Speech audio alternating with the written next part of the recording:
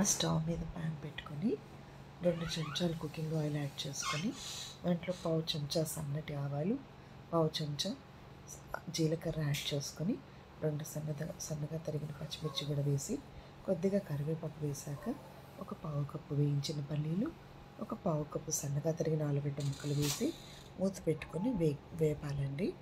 అంటే మధ్యలో కలుపుతూ మూత పెట్టాలి. కూర త్వరగా దగ్గరికి వస్తుంది. ఆ తర్వాత దాంట్లో పావు చెంచా పసుపు, ఉప్పు మనం వేసుకొని కలుపుతూ ఉండాలి. దీంట్లో 4 గంటల సేపు నానబెట్టుకున్న సగ్గుబియ్యం ఇదంతా ఉడికిన తర్వాత ఆలుగడ్డ ముక్కలు వేయాలన్నమాట. వేసి మూత పెట్టాలి. అంతేనండి, సగ్గుబియ్యం కిచిడి రెడీ అయిపోతుంది. అయితే ఇవి గోరుచిక్కుడుకాయలు అంటారండి. గోరుచిక్కుడుకాయలు సన్నగా తరిగినవి ఒక 2 కప్పులు తీసుకున్నా నేను. ప్యాన్లో 2 చెంచాలు కుకింగ్ ఆయిల్ యాడ్ చేసుకొని సన్నగా తరిగినటువంటి గోరుచిక్కుడుకాయలు కూడా వేసి 1 కప్పు లేదా 2 కప్పుల నీళ్ళల్లో మూత పెట్టి ఉడికించుకోవాలండి అదే ప్యాన్లో. అవి బాగా దగ్గరికి వచ్చిన తర్వాత పావు చెంచా పసుపు, ఉప్పు, కారం, ధనియాల పొడి, గరం మసాలా అన్నీ వేసి గోరుచిక్కుడుకాయలు బాగా కలుపుతూ ఇందులో కాస్త ఉడికించిన 1 కప్పు స్వీట్ కార్న్ అంటాం కదా, అవి పక్కన ఉడికించుకొని తర్వాత దీంట్లో యాడ్ చేసుకోవాలండి. అయితే గోరుచిక్కుడుకాయ స్వీట్ కార్న్ కర్రీ చాలా బాగుంటుంది. అది సైడ్ డిష్గా రోటీగా చాలా బాగుంటుంది. ఒకసారి తప్పకుండా ట్రై చేయండి. ఆ తర్వాత బెండకాయ పులుసుకి చాలా వ్యూస్ వచ్చాయి, చాలా రెస్పాన్స్ వచ్చింది. చాలా తేలిగ్గా చేసుకోవచ్చు. స్టవ్ మీద ప్యాన్ పెట్టుకుని 2 చెంచాలు కుకింగ్ ఆయిల్ యాడ్ చేసుకుని అందులో 1 కప్పు బెండకాయ ముక్కలు మీడియం సైజ్గా కట్ చేసుకుని వేసుకోవాలండి.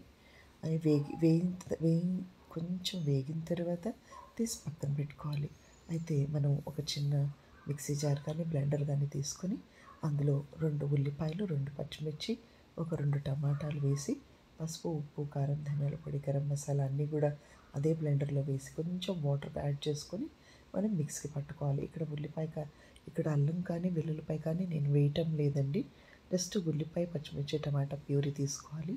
ఆ తర్వాత స్టవ్ మీద ప్యాన్ పెట్టుకొని 2 చెంచాలు కుకింగ్ ఆయిల్ యాడ్ చేసుకొని అందులో కొద్దిగా ఆవాలు, కొంచెం జీలకర్ర వేసుకొని కరివేపాకు వేసుకొని పోపు పెట్టుకున్నట్టుగా పెట్టాలన్నమాట. కొద్దిగా ఇంగువ, మెంతులు కూడా ఖచ్చితంగా వేసుకోవాలి. కొంచెం ఇంగువ అంటే ఒక పావు చెంచాలో సగం ఇంగువ, పావు చెంచా మెంతులు. ఆ తర్వాత ఇప్పుడు మనం రుబ్బుకున్నటువంటి ఉల్లిపాయ, పచ్చిమిర్చి, టమాటా ప్యూరీ యాడ్ చేసుకొని కొద్దిగా వేగిన తర్వాత ఇందాక మనం వేపుకున్నటువంటి బెండకాయలు కూడా వేసి మనం ఆల్రెడీ పసుపు, ఉప్పు, కారం, ధనియాల పొడి, గరం మసాలా అన్నీ మిక్సీలో పట్టేసాం కాబట్టి ఇప్పుడు ఇక్కడ మనం ఒక పావు కప్పు చింతపండు నీళ్లు కానీ 2-3 చెంచాలు చింతపండు కానీ ఇప్పుడు దీంట్లో వేసుకొని ఒక అరకప్పు లేదా కప్పు నీళ్లు పోయాలండి. నీళ్లు పోసి మూత పెట్టుకోవాలి, మరిగించుకోవాలి. అయితే మరిగేటప్పుడు కొద్దిగా మనం బెల్లం వేసుకోవాలి. బెల్లం పొడి అయితే 2 చెంచాలు, బెల్లం అయితే తగినంత వేసుకొని బాగా మరగనివ్వాలి. అయితే ఇక్కడ ఒక విషయం అండి, మనం ఒకవేళ పులుసు కనుక పలచబడుతుంది అనుకుంటే 2 చెంచాలు బియ్యపిండి నీళ్ళల్లో వేసి బాగా ఉండలు లేకుండా చేసుకొని వేస్తే ఇది దగ్గరగా వస్తుంది పులుసు అనేది. ఇందులో 1 కప్పు ఉడికించిన చామదుంపలు వేసుకుంటే చామదుంపల బెండకాయ పులుసు చాలా టేస్టీగా ఉంటుంది. అయితే ఇది బెండకాయ పులుసు చాలామంది చాలా రకాలుగా చేస్తూ ఉంటారు. అల్లం వెల్లుల్లిపాయ వేసి నేను వేయటం లేదు.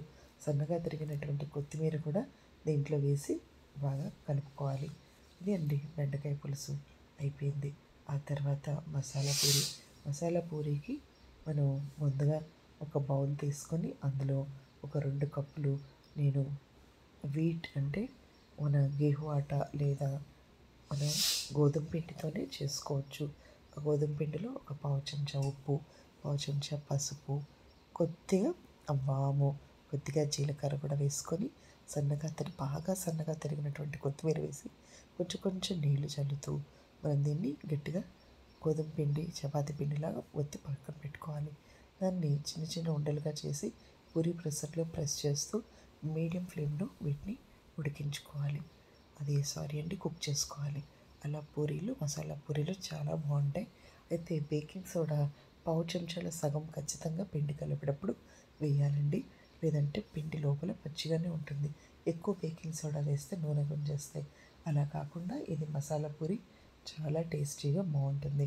దీనికి కాంబినేషన్గా శనగపిండి కూర అంటే స్టవ్ మీద ప్యాన్ పెట్టుకొని 2 చెంచాలు కుకింగ్ ఆయిల్ వేసుకొని 2 కప్పులు సన్నగా పొడవుగా తరిగిన ఉల్లిపాయలు కూడా వేసి దాంట్లో పచ్చి బఠానీలు పావు కప్పు, పసుపు, ఉప్పు, కారం, ధనియాల పొడి, గరం మసాలా అన్నీ వేసుకొని ఒక అరకప్పు సన్నగా తరిగిన ఆలుగడ్డ ముక్కలు కూడా వేసుకొని ఇందులో కొంచెం బాగా అవి కూర దగ్గరగా వచ్చినప్పుడు దాంట్లో ఖచ్చితంగా ఒక కప్పు అంటే 2-3 చెంచాలు శనగపిండి వేసి నీళ్ళతో కలిపి బాగా బీట్ చేసుకొని దీంట్లో వేయాలి.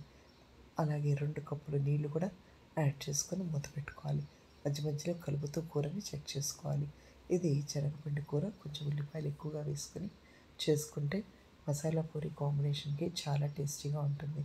ఆ తర్వాత ఇది అక్కీ రోటి. అక్కీ రోటి అంటే మనం బియ్యం పిండితో రొట్టె చేసుకోవడం. బియ్యం పిండి రోటి అంటే ఏమీ లేదండి. 2 కప్పుల బియ్యం పిండికి మీరు ఒక చెంచా మైదా పిండి వేస్తూ పావు చెంచా ఉప్పు యాడ్ చేసుకొని కొంచెం కొంచెం వాటర్ చల్లుతూ చిన్న చిన్న ముద్దల్లాగా చేసుకొని మనం కొంచెం పిండి అంటించి చపాతీలాగా లైట్గా ఒత్తుకోవాలి. మీడియం ఫ్లేమ్లో అటు ఇటు కాల్చాలి. అది మనం లైవ్లో కూడా ఉంది వీడియో, ఒకసారి చేయండి. ఇది బియ్యం పిండి రోటీ అనమాట. దీనికి కాంబినేషన్గా 2 సన్నగా తరిగినటువంటి ఉల్లిపాయ ముక్కలు వేసి పసుపు అక్కర్లేదండి, ఉప్పు, కారం, కొంచెం పావు చెంచా కుకింగ్ ఆయిల్ కూడా యాడ్ చేసుకొని ఒక పావు కప్పు సన్నగా తరిగిన కొత్తిమీర ఆకులు వేస్తే మీకు ఆనియన్ సలాడ్ రెడీ అయిపోతుంది. అంటే బియ్యపిండి రొట్టెలకి ఆనియన్ సలాడ్ చాలా సింపుల్గా ఉన్న టేస్టీగా ఉంటుంది. ఇదొక ఈ వీక్ ఇవన్నీ కూడా ఈ వారంలో మనం చేసుకున్నటువంటి రెసిపీ అనమాట. దేనికవి చాలా టేస్టీగానే ఉన్నాయి. ఆ తర్వాత ఇందులో నెక్స్ట్ రెసిపీ చూసుకుంటే మనం పెరి పెరి మసాలా గురించి ఆల్రెడీ నేను ఎక్స్ప్లెయిన్ చేశాను కదా. ఫ్రెంచ్ ఫ్రైస్ నేను అర్థం చేసుకుంది ఏంటి అంటే మనం ఎంత సన్నగా పొడవుగా తరిగిన ఆలుగడ్డలు తీసుకొని మనం దీన్ని ఉడికించక్కర్లేదనమాట. మీకు అవకాశం ఉంటే ఫ్రిడ్జ్లో ఒక అరగంట సేపు పెట్టుకొని దాని తర్వాత తీసి మామూలు నీళ్ళలో వేసి సన్నగా పొడవుగా కట్ చేసుకొని వాటిని మన ఎయిర్ ఫ్రైయర్లో వేసేసుకొని వేసుకున్న దాని తర్వాత 200 డిగ్రీల్లో 20 నిమిషాలు సేపు పెట్టి తర్వాత దాంట్లో పెరి పెరి మసాలా అంటే 2 చెంచాలు మనం ధనియాల పొడి, జీలకర్ర పొడి, గరం మసాలా, చింగ్స్ మసాలా తీసుకున్నానండి. అదొక 2 చెంచాలు, మిరియాలు పావు చెంచా, 2 రకాల జీలకర్రలు, మామూలు జీలకర్ర, సాజీర 2 వేసుకొని ఉప్పు, కారం వేసి బాగా మనం దీన్ని మిక్సీ పట్టుకోవాలి. ఆ పొడిని స్టోర్ చేసుకుంటే 10 రోజులైనా నిల్వ ఉంటుంది, ఇంకెక్కువ కూడా నిల్వ ఉంటుంది. ఆ పొడిని దీని మీద చల్లేటప్పుడు ఒక పావు చెంచా కుకింగ్ ఆయిల్ వేసి బాగా కలుపుకొని చేత్తో అప్పుడు దాంట్లో ఒక పావు చెంచా ఈ యొక్క అర చెంచా నుంచి ఒక చెంచా వరకు పెరి పెరి మసాలా మీరు కనుక జల్లేటప్పుడు ఒక పావు చెంచా కుకింగ్ ఆయిల్ వేసుకొని అంటే కొద్దిగా కుకింగ్ నూనె వేసుకొని కలపాలండి. లేదంటే పెరి పెరి మసాలా ఆలుగడ్డలకి స్టిక్ అవ్వదనమాట, అతుక్కోదు. అలా చాలా టేస్టీగా ఉండే పెరి పెరి మసాలా తప్పకుండా ట్రై చేయండి. ఆ తర్వాత ఒక స్టవ్ మీద ప్యాన్ పెట్టుకొని ఒక కప్పు సన్నగా తరిగిన క్యాబేజీ ముక్కలు, సన్నగా తరిగిన క్యాప్సికమ్ ముక్కలు వేస్తూ పావు చెంచా పసుపు, ఉప్పు, కారం, ధనియాల పొడి, గరం మసాలా వేస్తూ 2 చెంచాలు టమాటా కెచప్, ఒక చెంచా గ్రీన్ చిల్లీ సాస్ వేసి పావు చెంచా సోయా సాస్ కూడా వేసుకొని కొద్దిగా చింగ్స్ మసాలా కూడా వేసి క్యాబేజీని బాగా దీంట్లో ఉడకనివ్వాలి. ఈ సాస్లో ఆ ఉడికేటప్పుడు కాస్త మూత పెట్టుకోవాలి.